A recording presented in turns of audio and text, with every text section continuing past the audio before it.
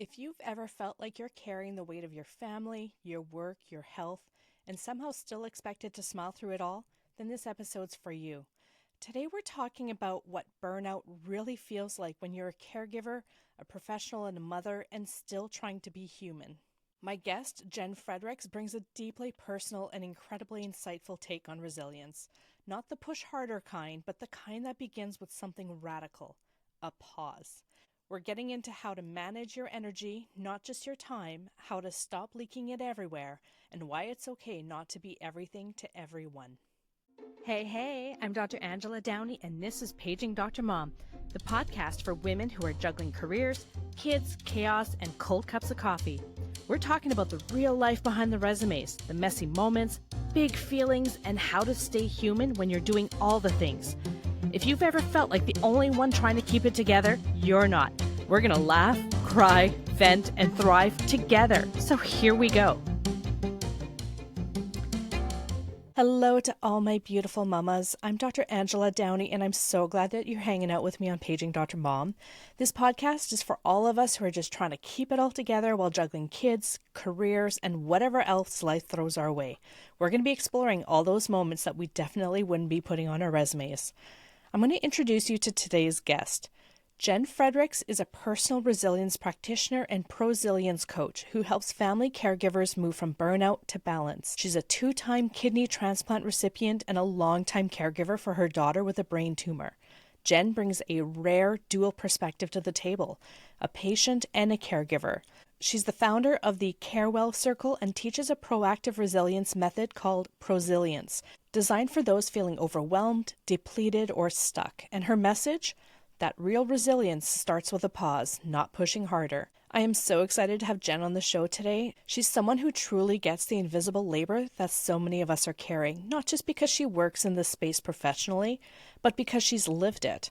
She has this incredible way of combining real-life experience with practical, research-backed tools, and she's going to leave you with insights that are actually useful, not just inspirational. And I'm really grateful that she's here with us today. Hi, Jenn. It's so great to have you on Paging Dr. Mom today. How are you doing? I'm really well. Thanks for having me today, Dr. Angela. I'm really glad that we're finally getting to connect. This is great. So maybe we can start by having you introduce yourself and tell us about your journey to becoming a Prosilience coach. Sure. I think it was decades in the making, actually. So as you mentioned, I'm a Prosilience coach. I'm also a personal resilience practitioner, and I primarily support family caregivers who are caring for those with chronic illness or other difficult illnesses. I also have worked in corporate marketing for 16 years before I started coaching. And so when I heard the description of your podcast and listened to episodes, I'm like, okay, yeah, this all resonates with me very, very much. I think I really started to learn about resilience, which is part of Prosilience, which we'll talk about, when I received my first kidney transplant in 1993 when I was 16 years old. And it just grew from there. I then adopted a daughter with my husband in 2008, and in 2015 she was diagnosed with a low-grade brain tumor. And at that point I was working at Harley-Davidson, a motor company, in their marketing department. I was managing my own health. I had at that point had my second kidney transplant in 2012. My first one from my dad just kind of went and I'm done. And so learning to manage and do it without apologizing for the ambition that I wanted to reach while I was still managing my own chronic illness, while I was in my career, while I was also caring for my daughter who was just diagnosed with the brain tumor, really started to weigh on me. But also, I didn't want to give up all of those dreams I held and the goals I had for myself because of circumstances that were outside of my control. And so I did, I think, what most women do who are high achievers and wanting to reach many different goals in different parts of their lives. I kept pushing. I kept pushing. And I pushed so hard until my body said, you haven't been listening to my subtle cues, so here we go. And my anxiety around not being able to support my daughter the way that I wanted to, through some emotional and mental behavior changes after her diagnosis, my body said, yeah, We're not going to eat without feeling sick afterwards. We're not going to be able to stay up and watch TV with our husband because you're so exhausted and drained from everything that you push through during the day. And I dropped down to 100 pounds because I couldn't eat without getting sick. And I finally was like, wait a minute. All of these people are telling me that I'm resilient, but do they not see? What does that mean? I don't understand how I can feel this badly, physically, mentally, emotionally, spiritually, but everyone else is saying that I'm doing such a good job. We're saying, I don't know how you do it. I don't know. Meanwhile, You're like, I'm not. You're melting on the inside. You're like, I don't feel like I'm handling it all. Like, what are you seeing that I can't see? Exactly. So that led me on a whim, decided maybe I'll try this coaching thing. And it was a lifeline. I was doing it for my career, but I was really doing it for me. And I healed some, and I started looking into, well, what do they mean I'm resilient? And I started researching compassion fatigue and, compassion resilience and compassion. And I ran across Prosilience, which I'm sure we'll talk about a little bit later, which actually really helped me heal. And not only helped me in the chaos of the mess that I was in, but helped me find relief in that mess. But it also was strengthening my resilience for this ongoing marathon of my kidney disease, of my daughter's brain tumor journey, and also of me then becoming an entrepreneur and helping others who are in the same place that I was. What is the difference between resilience and prosilience? They're very closely related. The reframe I like is because a lot of people think about resilience as falling down and then pulling yourself back up or bouncing back. And my thought is, why do we need to work so hard to pull ourselves back up if we don't need to fall at all, or if we don't need to fall so far? Right. And that's where Prosilience has helped me, the proactive resilience piece. So it's taking the time to be present and intentional with different parts of our resilience. And there are 4 building blocks of prosilience that I work on with people. Let's strengthen those by finding relief in the moment and also preparing ourselves to be more sustainable in the future. So prosilience is really just steps that you can take to make yourself well enough so that when you fall, you don't fall as hard, and it's a little bit easier for you to get back up after. Right. So when I start working with clients, we usually take a look at where they're at in their baseline resilience, and we get them back up to that baseline, help find some stability, some homeostasis. And then from there, we start building other pieces of our building blocks and strengthening them so that the next crisis that comes, the next change that comes, the next uncertainty that we're facing, because we know that that's guaranteed in life, we can catch ourselves and we have a strategic plan of how to move through and meet that challenge and that uncertainty. I know for myself, when I was starting to feel really burnt out and I just kept pushing through, I started getting sicker and sicker and sicker. And I'm like, I can just power through this. Yeah. And then I would just get sicker again. And it never ended. And there was all these signs in my body telling me, you need to change something, right? Something needs to change. You're not well, and you can't just keep pushing through this. And I see so many of my colleagues being nervous about calling in sick, even though they can hardly drag themselves out of bed because they feel either guilty for their patients or guilty that they're putting this extra stress and strain on their colleagues or the medical system. So it's really important to get ahead of these things and make sure that you're really taking good care of yourself. I'm so glad you mentioned that. And I've been invited into several health systems, nonprofits, foundations in order to work on one of the strategic building blocks of Prosilience, which I love. And I usually start with all of my clients in the organizations, is the managing personal energy piece. And so when we're able to start doing that, it's easier to fulfill our heart-based service in whatever your profession's in, where you are serving and caring for others without, prescribing to some of the more performative self-care things that we're always asked to do. These energy practices are actually ones that will help you find relief in the moment and also help you refill your gas tank for the next moment. I definitely want to get into those 4 building blocks. I think that'll be really important. But first, I just want to talk, like, were there any moments that brought you like to your knees, and how did that shift your view of resilience? Yes. I'm thinking of like 3 right now. Not that having 2 kidney transplants and a daughter who was sick, isn't enough. But like you obviously you tried to get through all that. But were there some moments where you realized, I just can't keep doing this to myself? Yeah. And I think that's one thing that really blindsided me, was having 3 decades of my own chronic illness management, being very familiar with the medical system, being very, very comfortable advocating for myself and for my daughter in the medical setting. Then to have these emotional and mental and behavioral things come up, I didn't know how to support her, because that's not how I processed my medical experience. Or, nothing bad happened to me during my transplants, but it's all medical trauma. These are huge things. And I know that her diagnosis and the week in the hospital there and all of those things were actually also medical traumas for her, because she had never had anything like that happen. Yeah. But what's really standing out to me is, after I had been doing this work for 3 or 4 years in a more general personal and professional development frame, I couldn't bring myself to get out of my car and go into my own house. I was thinking of how can I get out of this? I can't keep doing this day in and day out. And I don't have an answer.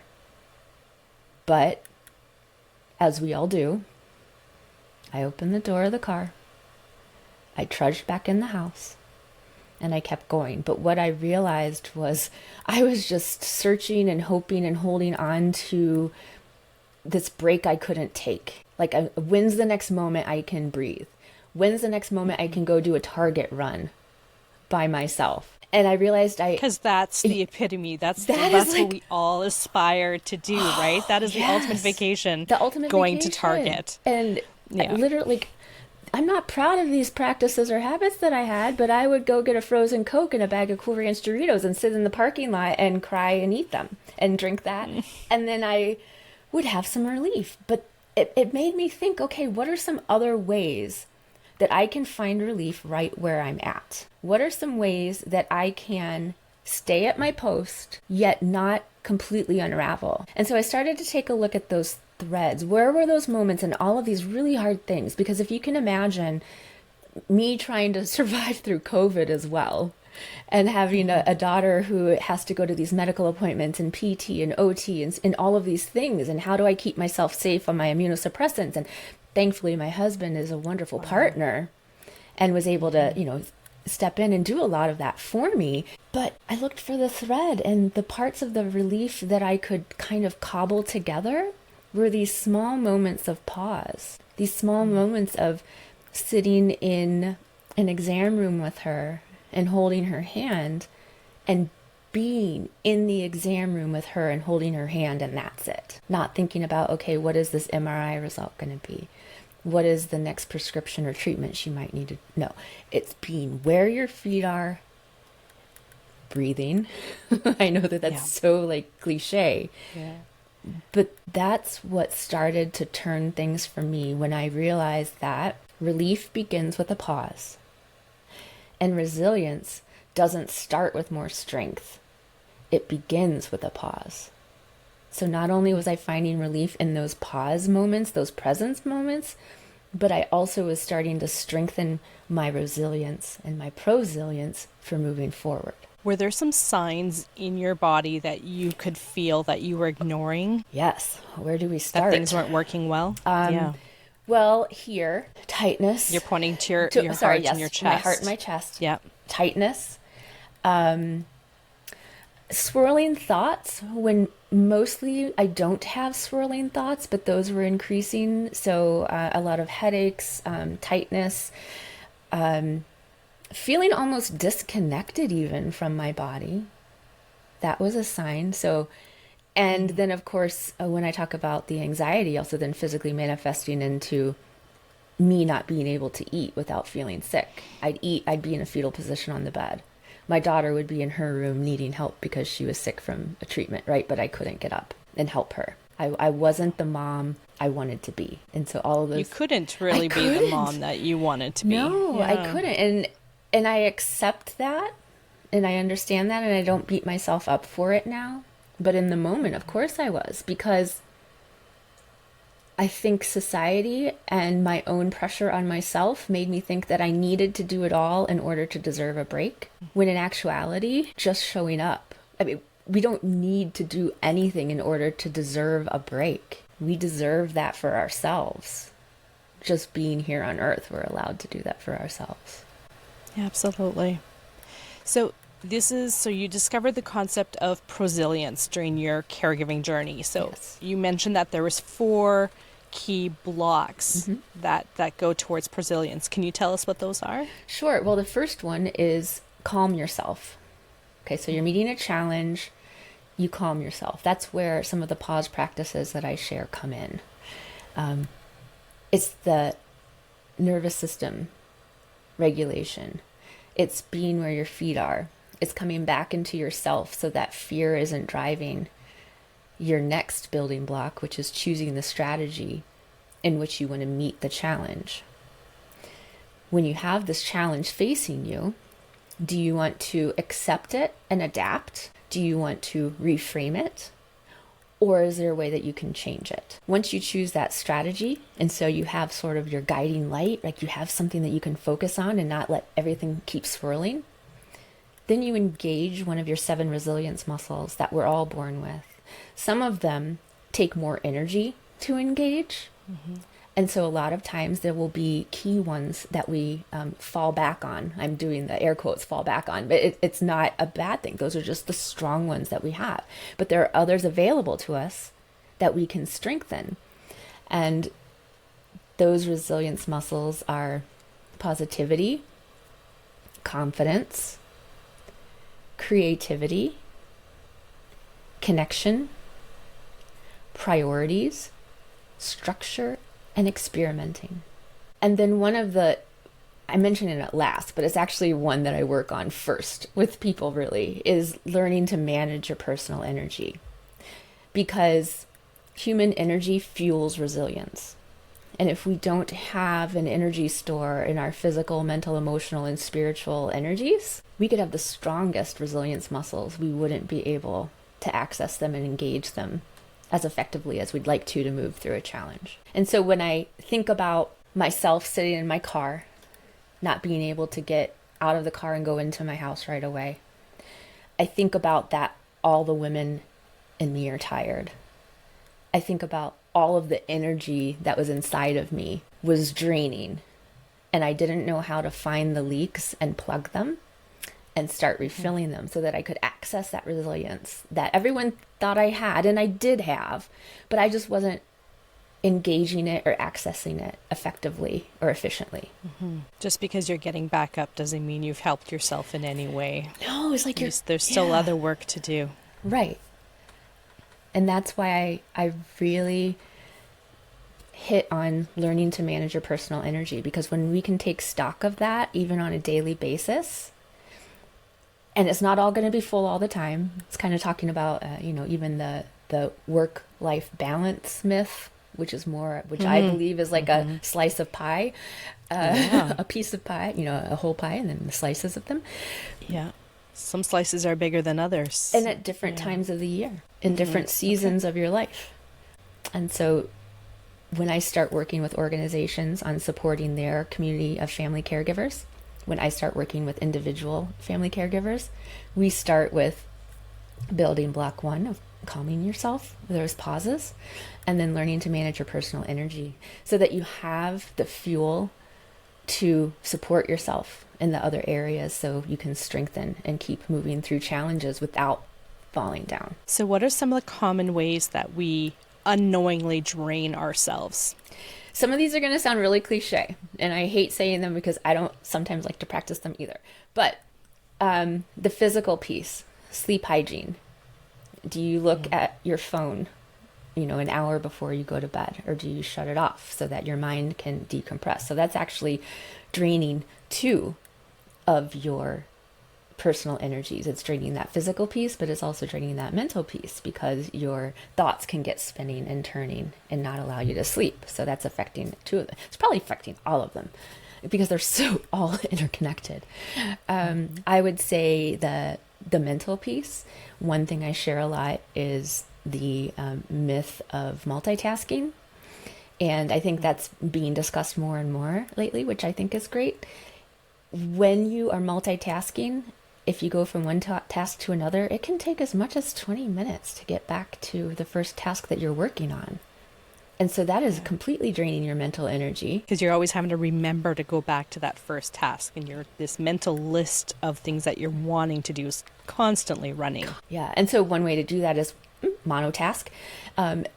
Or if you really love the idea of multitasking and it makes you feel like you're accomplishing more, maybe write some of those things down so you don't hold them in your mind and drain that mental list.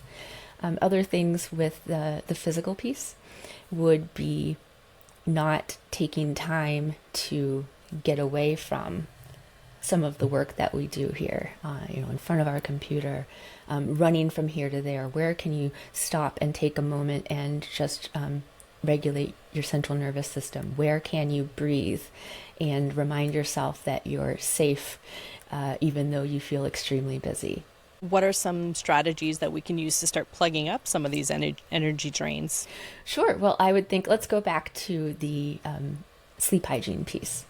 So one of the first plugs would be make a agreement with yourself to put the phone down, to not be in front of a screen. Or I don't know, maybe if you are, wear some of the blue blocker sunglasses so that your brain is not affected by that blue light.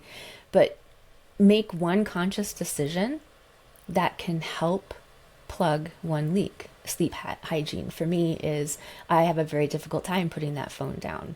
So what I do try to do is set an extra 30 minutes before I really want to try to start winding down and do my scrolling then.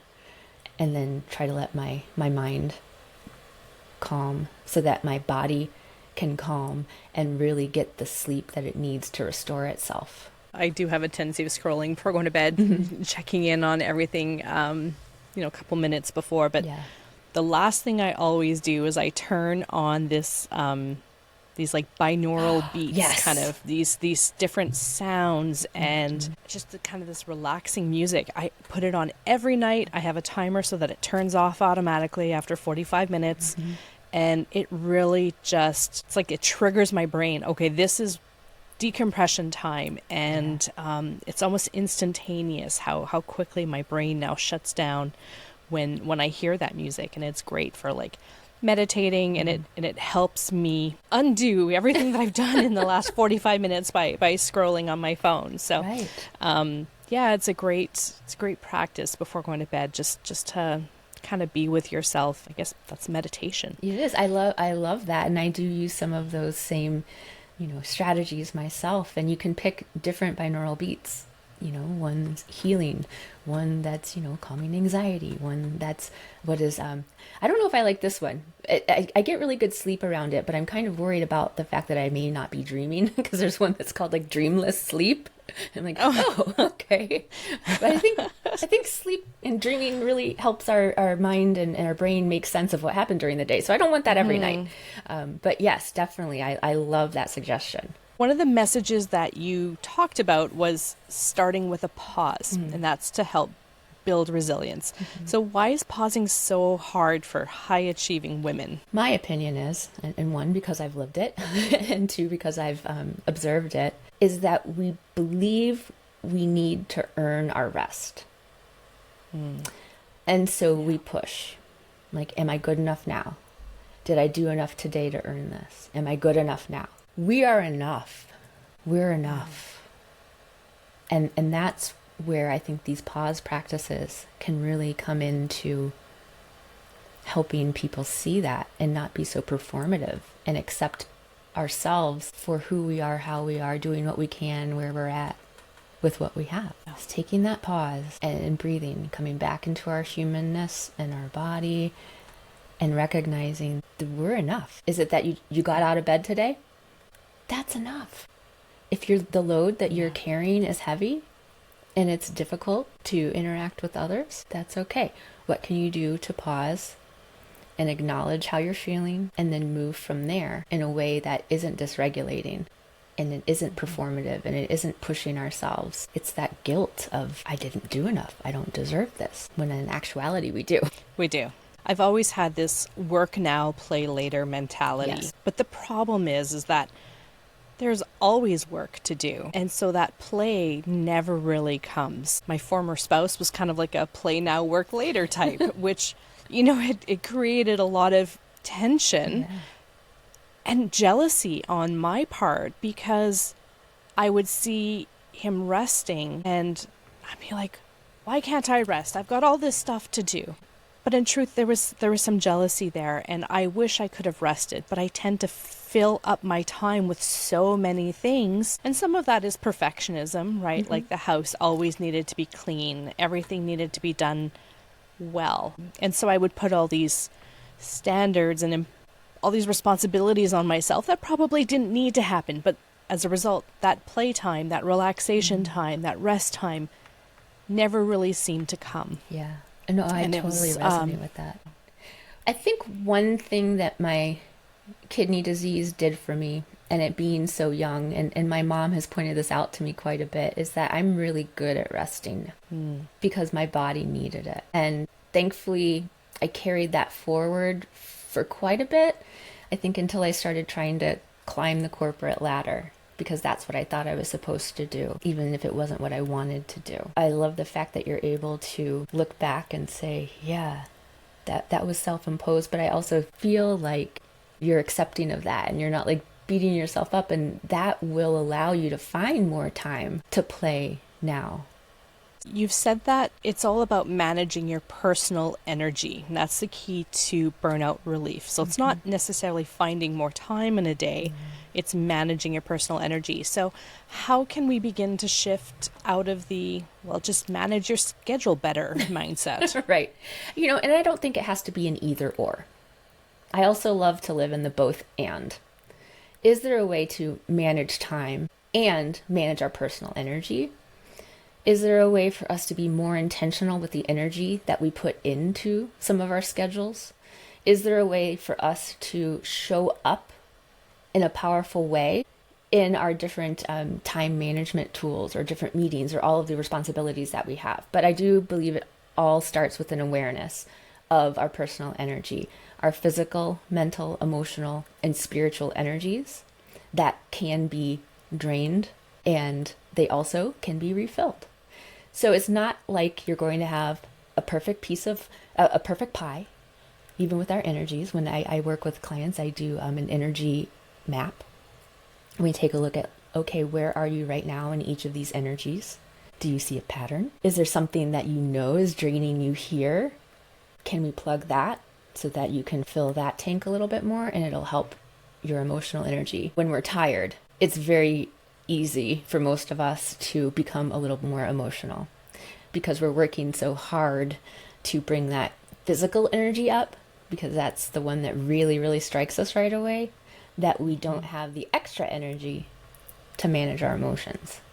So that's where we might find ourselves snapping at our family, snapping at colleagues. And so just being aware of where you're at with each of those energies is the first step.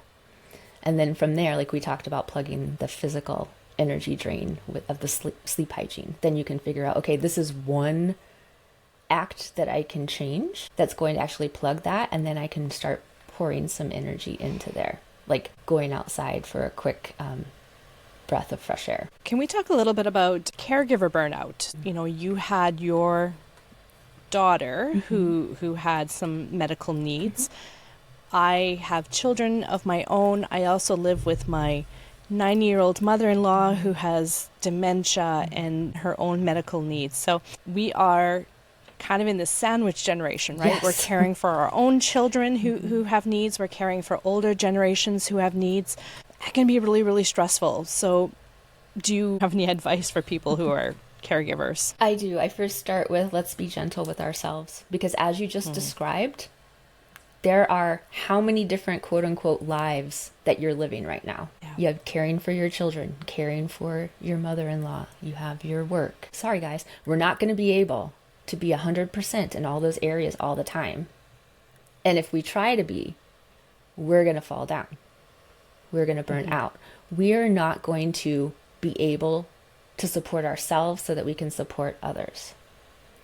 So that's where the idea of, I'm going to say work life, but this is going to be like work, caregiving for our elders, caregiving for our children, needs to become a balance in the way that things shift and change. Like one day, your children might need a quarter piece of the pie. And so you can allow them that, and then give yourself permission to know you're not going to be able to also give, 3/4 of the pie to your mother-in-law, and then somewhere sneak in some extra time for work. And a piece of the pie for myself. But sometimes it seems like one piece of the pie is always significantly bigger than the others. So is it just a matter of finding a way for that piece of pie to be smaller? So let's say you're caregiving for one specific person who takes up a lot of your time and a lot of your energy, but you're still expected to go to work and take care of your kids. So the piece of pie for yourself is getting smaller and smaller by the day. Or is the piece of the pie for yourself one of the main ingredients that make up all of the pie? So when I talk about taking the break that you can't because you can't get away, what are those pause practices you can do throughout your day that build to help make up the whole foundation of the pie? Maybe it's the crust underneath. Okay. Is it going to an appointment with your mother-in-law and not thinking about work or the children, being in that room? And as you're there, remembering to breathe and regulate and know that you only need to be in that space right there. You monotask in that space right there. Because if you're in all of those places, if you're in all of those pieces of pie, you're not doing any justice to what you're trying to do in that one room. So that's where I experienced this this past spring, where I took a step. I dipped a toe into the sandwich generation. My parents live several states away, and my father had a medical emergency, and my daughter also was dealing with a whole other diagnosis here at home, and I needed to decide what needs my attention most right now, because I do have a great support system here at home for my daughter, so I felt comfortable. And if I wouldn't have, I would have found something, right? So that I could go to this more emergent situation and help my mom and dad states away. And I found myself starting to drift back home while there was something very important going on right in front of me. And I remembered to okay, I'm going to sit here next to my dad's hospital bed as he comes out of anesthesia, and I'm going to hold his hand, and we're going to breathe. And he wasn't aware, but started mirroring my breathing back. I was mostly doing it for myself, but it also helped him. So you're there in that moment. You're not thinking about everything else that you should be doing or that maybe needs your attention. You're right there, and you're taking care of yourself by doing breathing exercises there in that moment. Right. You can take care of yourself and be present for your loved one at the same time. I like that idea. So a lot of us feel like we're never doing enough, whether that be at work, at home, with our kids, for our parents. So what would you say to any woman out there or any person out there who's exhausted from trying to be everything for everyone? What is your definition of enough? Why are you trying to be everything for everyone in your life? What do you want in this moment? We can't control the circumstances of our lives, for the most part, but we can control how we show up in it.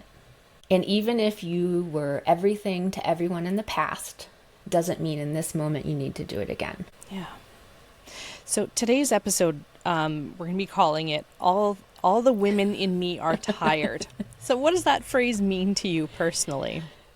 When I look back at it, I mean, I saw this meme years ago, and it was this figure laying on the ground, and it just said, all the people in me are tired. And I'm like, yes. And then I applied it to myself when I couldn't get out of my car and go into my home. When I was laying on my bed in a fetal position, like all of me. This isn't physical exhaustion. This is every piece of me is exhausted, and I don't know how I'm going to move forward. And when I found the managing your personal energy, I was like, oh, that's it.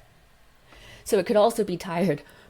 All of the energies in me are being drained, right? But all the women in me are tired. The physical part of me, the mental, the emotional, the spiritual part of me, the working mother part of me, the entrepreneur and business owner part of me, the loving daughter and the caring sister and the supportive wife. All of those women in me are tired.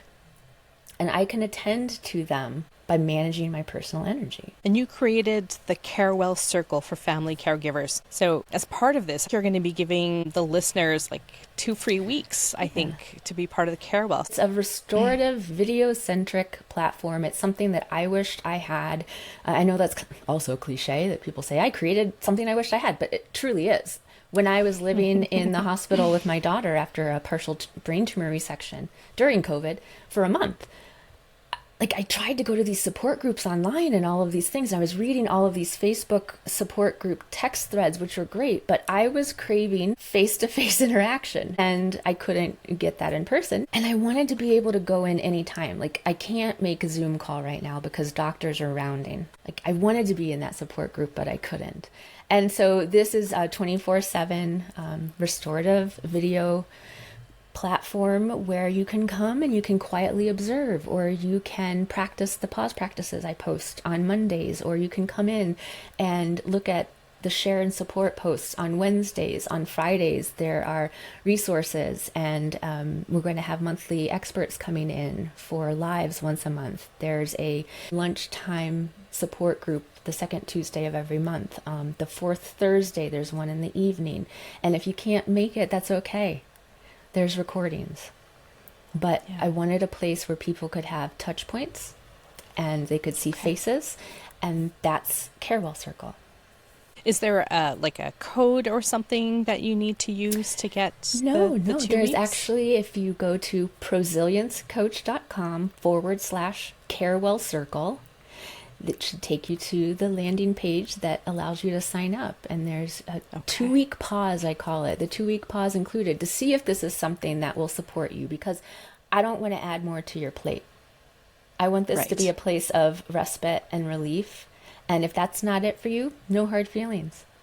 You know, you can depart after the 2 weeks. And if not, then you're welcome to join us each month. Amazing. That's quite the gift. Jenn, I love quotes. Is there a particular quote that you love and that you'd like to share with us? Yes, but first I'm going to take down a quote I don't care for. Everything happens for a reason. That's really hard for me. I don't see why my daughter's brain tumor happened, at least in the moment. I have learned so much from her and her grace and her resilience, and she's actually the inspiration for the work that I do, what I do right now. So the quote that I turn to is, pain is inevitable, suffering is optional.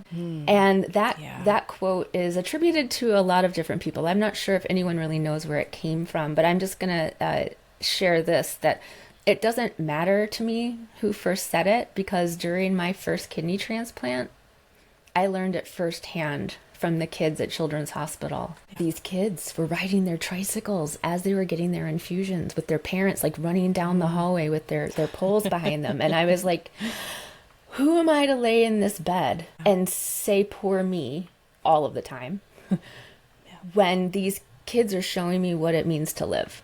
So that's the suffering is optional. The pain is there. It's there. It's always going to be there. But I think it's how we interpret that pain and what we make that pain, how it makes us feel, and how we internalize that really changes our experience.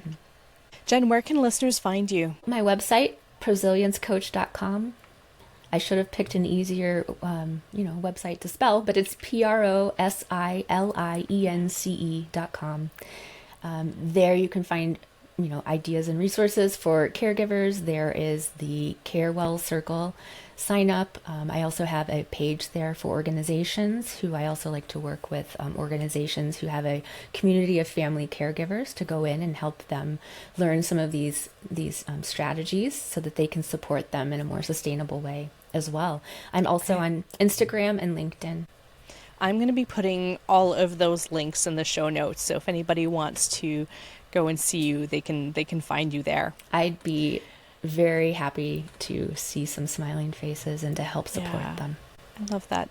So Jenn, thank you so much for being here and for sharing so openly with us. Your perspective is so validating and so needed, especially for, people in the audience who feel like they're doing it all, but still feeling like they're falling behind. Yeah. And I know that a lot of people are going to walk away from this episode with a little bit more hope and a whole lot more clarity. Well, thank you so much for sharing this with your listeners. And thanks to all of you who are hanging out with us on Paging Dr. Mom. If today's episode resonated with you, then go ahead and hit the subscribe button and follow so you don't miss what's coming up next. And if you want to keep the conversation going, you can find me over on Instagram at drangeladowney. I'd love to hear from you. So take care for now. You're doing better than you think. That is it for today's episode of Paging Dr. Mom. If it made you smile, nod along, or feel just a little more seen, then go ahead and hit that follow button and share it with a friend who needs to hear it. Take care for now. You are doing better than you think.